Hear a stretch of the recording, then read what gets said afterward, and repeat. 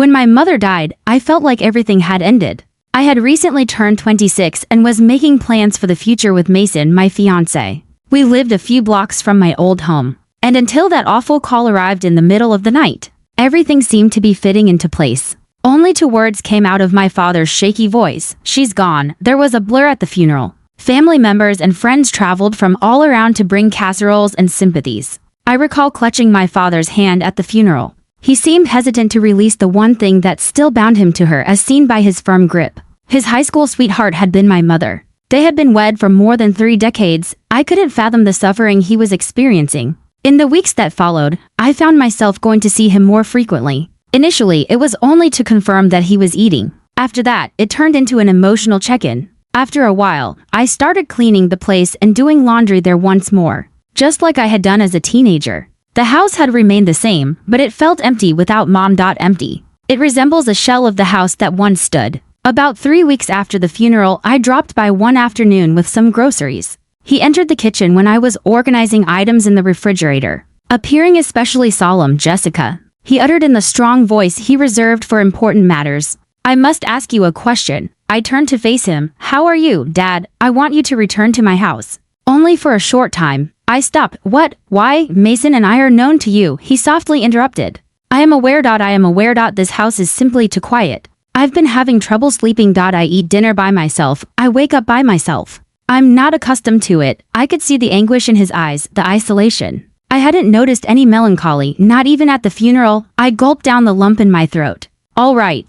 Finally, I said, "but only for a short time." I discussed it with Mason. He was apprehensive, but he understood. "It's difficult," he remarked. "But go ahead and do it if you believe it will aid in his recovery. Just remember not to lose yourself in it, Jessica." I grabbed a little suitcase and went back to my childhood home. My previous room was just as I had left it. Band posters from when I was a teenager were still stuck to the walls. The bed wasn't very big. The worn mattress. However, there was a sense of relief in returning. Surprisingly, the first few days were quiet. I prepared dinner. We watched television. Dad even grinned a couple of times. It seemed like advancement. But then minor things began to take place. Odd demands. He requested me to sit with him in the living room one evening until he went to sleep. "When you're around, the house feels less empty," he added quietly. I didn't give it much thought. However, he requested me to wear Mom's old robe the following evening since, as he put it, "you look exactly like her in it." That didn't feel right. I dismissed it, attributing the bizarre conduct to bereavement. After all, losing someone that important could change reality in ways we can't comprehend. Then came the evening I saw him carrying one of Mom's nightgowns in the kitchen. He was facing away from me, his shoulders shaking. When he looked at me, he said, "You remind me of her so much." I act like she's still here sometimes. His eyes had glassy eyes. I couldn't decide whether to run or give him a hug.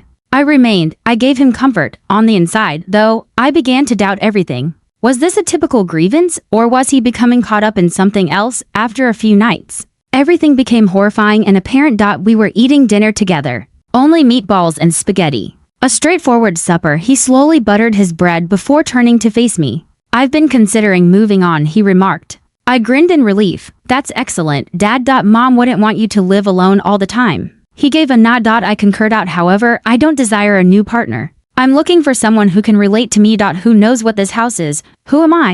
I cocked my head in confusion. All right. He gripped my hand gently as he reached across the table. "I desire that you remain as my partner as well as my daughter." I froze. I initially believed I had misheard, that I had misinterpreted, that his statements had a different meaning, but then I noticed the expression in his eyes, the way he held my hand for a bit too long, the break in his respiration. I withdrew my hand. "No, Dad. That's not acceptable." He quickly took a step back. I apologized, claimed it was only an idea. His mind had been so warped by that pain that he didn't mean it.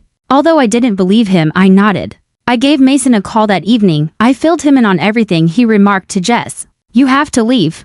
This evening, I didn't go immediately. Something in me required resolution. I had to comprehend what was actually happening. The following day, I entered Dad's room when he was out for his morning stroll. It had been years since I had spied. However, I was in dire need of responses. When I opened his desk drawer, I saw a stack of journals, well organized, dated. The majority of the entries were painful. Lengthy discussions about missing Mom, regarding the house's prison-like atmosphere. About the length of the nights, however. As I read further, the tone changed. He wrote a piece about me, regarding how much I made him think of her. about how I might have returned to the house by chance. Jessica is my light in this darkness, one entry stated. Perhaps she was supposed to return for more than assistance. Perhaps the cosmos is trying to tell me something. I experienced stomach twisting. I sat him down that evening and informed him that I was going. Dad, you need assistance. Real help, I said. This goes beyond grief. There's more to this, and it's unhealthy. I didn't fight with him. He briefly had the appearance of a broken man. He then nodded. Nevertheless,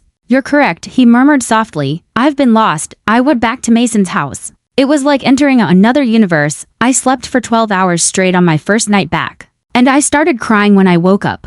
Not out of fear, but out of sadness. In a sense, I had lost both parents, one death, the other to something I'm still not sure what it is. Weeks went by. Dad began going to therapy. He became a member of a grief support group. I maintained communication, but I set limits slowly. He started to transform. He added fresh flowers to Mom's garden. Began preparing his own food. Even picked up some new pals from his gang. Even while it wasn't flawless, it was something for my part. I discovered how difficult grieving can be, how your perception of reality may be distorted, manipulated, and even rewritten by it. However, I also discovered that true, authentic love occasionally entails leaving, establishing boundaries, refusing. I still go see him once a week. We discuss Mom, we laugh and tell stories. Even shed a tear or two. However, we never discuss that evening, and we won't. It's preferable to leave some things in the past. Additionally, once a line is crossed, it cannot be uncrossed.